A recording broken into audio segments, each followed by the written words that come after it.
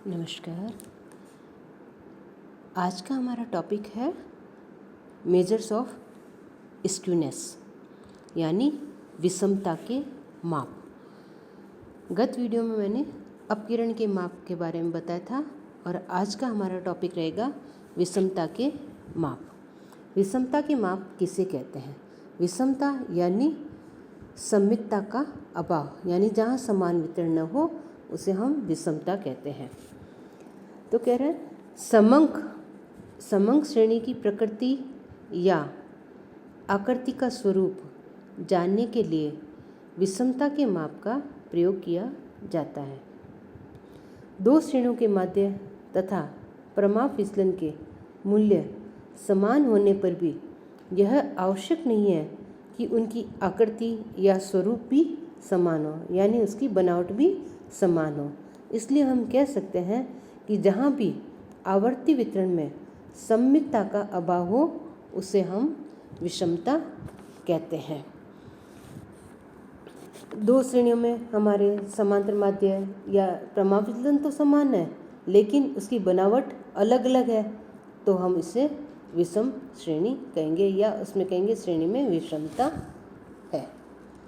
अब हमारा आवर्ती वितरण के जो प्रकार है वो दो प्रकार के होते हैं। एक तो प्रसामान्य या सममित वितरण और दूसरा है हमारा असममित या विषम वितरण। इसको हम एक उदाहरण की सहायता से समझते हैं। हमें ये एक उदाहरण दे रखा है जिसमें खंडित आवर्ती श्रेणी है, उसमें एक ही साइज है 4, 6, 8, 10 और 12। अब लेकिन इसकी 3 आवर्ती वितरण है, तीनों की आवर्तियाँ अलग अलग है। पहली जो डिस्ट्रीब्यूशन है उसमें हमारा आवर्ती वितरण है 5, 10, 20, 10 और 5। दूसरा जो आवर्ती वितरण की श्रेणी है उसमें आवर्ती वितरण है 4, 14, 12, 11 और 9। इसी तरह तीसरा जो आवर्ती वितरण है उसकी श्रेणी है हमारी 9, 11, 12, 14 और 4। इस तरह हमारा जो साइज है, साइज तो एक है, एक्स तो समान है सबका, लेकिन आवर्तियाँ अलग अलग है। तो हम इसमें देखते हैं कि पहला जो आवर्ती वितरण है हमारी जो डिस्ट्रीब्यूशन ए है उसमें हमारा इस डिस्ट्रीब्यूशन का यदि हम समांतर मध्य का या बहुलक निकालते हैं तो तीनों ही समान यानी 8 आ रहे हैं। तो इस तरह की जो श्रेणी होगी जहाँ पर माध्य के जो समांतर माध्य है, मध्य का और बहुलक है, जो तीनों ही हमारे माध्य है वो समान आते हैं, तो ऐसी स्थिति में इस श्रेणी को हम सममित श्रेणी कहते हैं। यहाँ पर किसी भी प्रकार की विषमता नहीं पाई जाती है। दूसरी श्रेणी है हमारी जिसमें आवर्ती है 4, 14, 12, 11 और 9। और यदि अब इस श्रेणी का हम समांतर माध्य निकालते हैं तो समांतर माध्य आ रहा है 8.3, मध्य का आ रहा है 8 और बहुलक आ रहा है 6। तो इस श्रेणी में हमारा जो समांतर माध्य मध्य का से अधिक है और मध्य का बहुलक से अधिक है, यानी सबसे तीनों माध्यों में से सबसे अधिक मूल्य समांतर माध्य का है। तो इस तरह जो इसमें इस श्रेणी में विषमता है, और ये इस प्रकार की विषमता जहाँ पर समांतर माध्य सबसे अधिक हो तो उसे हम पॉजिटिव स्क्यूनेस या धनात्मक विषमता कहते हैं। इसी तरह हमारी जो तीसरी श्रेणी दे रखी है डिस्ट्रीब्यूशन सी, उसमें आवर्ती वितरण है हमारी 9, 11, 12, 14 और 4। तो इसका जब हम तीनों माध्य निकालते हैं तो इस श्रेणी का माध्य आएगा हमारा 7.7 और मध्य का आ रहा है 8 और बहुलक आ रहा है 10। तो इस श्रेणी में समांतर माध्य सबसे कम है, समांतर माध्य से ज़्यादा मध्य का है और मध्य का से ज़्यादा बहुलक है।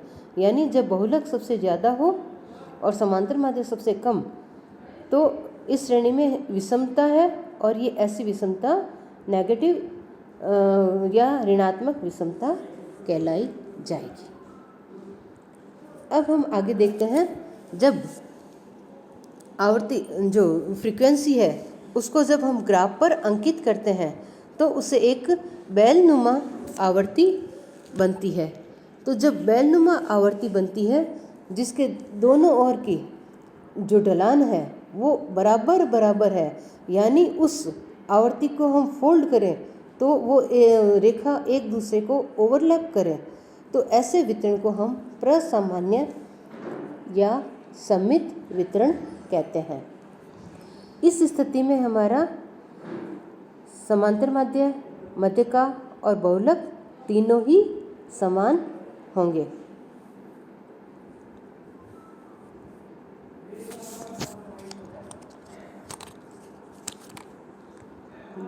लेकिन तीनों हमारे इसमें